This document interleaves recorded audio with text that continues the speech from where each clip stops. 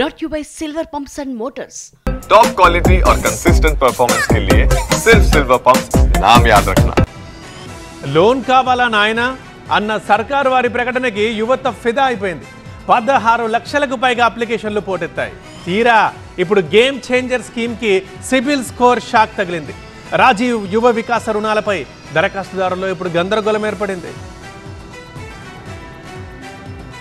రాజీవ్ యువ వికాసం స్కీమ్ ప్రారంభమైంది. కాంగ్రెస్ సర్కార్ 6 గ్యారెంటీల్లో భాగంగా గేమ్ చేంజర్ పథకంపై యువతకు భరోసానిచ్చింది. ఎస్సీ, ఎస్టీ, బీసీ, మైనారిటీ మరియు ఆర్థికంగా వెనుకబడిన వర్గాల యువత స్వయం ఉపాధి కల్పన కొరకు రాజీవ్ యువ వికాసం అనే పథకాన్ని ప్రారంభించాం. ఈ పథకం యువతకు ఉపాధి కల్పనలో ఒక గేమ్ చేంజర్ గా నిలుస్తుంది. సబ్సిడీ రుణాల కోసం 16 లక్షల మంది దరఖాస్తు చేస్తున్నారు. వాటి స్క్రూటినీ కూడా శరవేగంగా సాగుతుంది. కానీ సడన్ సిబిల్ నిబంధనలు దరఖాస్తుదారులను పరేషాన్ చేస్తున్నాయి. సిబిల్ స్కోర్ తక్కువగా గతంలో సబ్సిడీ పొందిన వాళ్ల దరఖాస్తులను బ్యాంకులు తిరస్కరించే అవకాశం ఉందంటున్నారు. అభి చిన్న కన్ఫ్యూజన్, ఫ్లాట్ కొనాలా సైట్ కొనాలా? కన్ఫ్యూజన్ ఎందుకు, ఒక రియల్ ఎస్టేట్ ఎక్స్పర్ట్ తో మాట్లాడు. ఎలా? బాస్ వాలా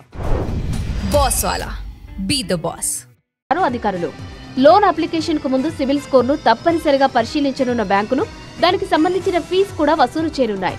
ప్రతి అప్లికేషన్ కు 100 రూపాయల నుంచి 200 రూపాయల వరకు వసూలు చేసే యోచనలో కొన్ని బ్యాంకులు ఉన్నట్లు సమాచారం. ఇప్పటికే కొన్ని బ్యాంకులు ఈ విషయాన్ని ప్రభుత్వ దృష్టికి తీసుకెళ్లాయి. తక్కువ ఆదాయ వర్గాల అభ్యర్థులపై భారం పడకుండా చూడాలనే ఉద్దేశంతో బ్యాంకులు వసూలు చేసే ఫీజును మినహాయించాలన్న ప్రతిపాదనను ప్రభుత్వం పరిశీలిస్తుంది. ఈ అంశాన్ని ఎస్సీ సంక్షేమ శాఖ అధికారులు డిప్యూటీ సీఎం భట్టి విక్రమార్కకు నివేదించనున్నారు. స్టేట్ లెవెల్ బ్యాంకర్స్ కమిటీ సమావేశంలో ఈ అంశంపై చర్చ జరిగే అవకాశం ఉంది. తెలంగాణ వ్యాప్తంగా 16,25,441 దరఖాస్తులు వచ్చాయి. ప్రస్తుతం మండల స్థాయిలో దాదాపు 90% దరఖాస్తుల పరిశీలన పూర్తయినట్టు అధికారులు తెలిపారు. తుది జాబితా ఈ నెలాఖరులో అందుబాటులోకి రానుంది.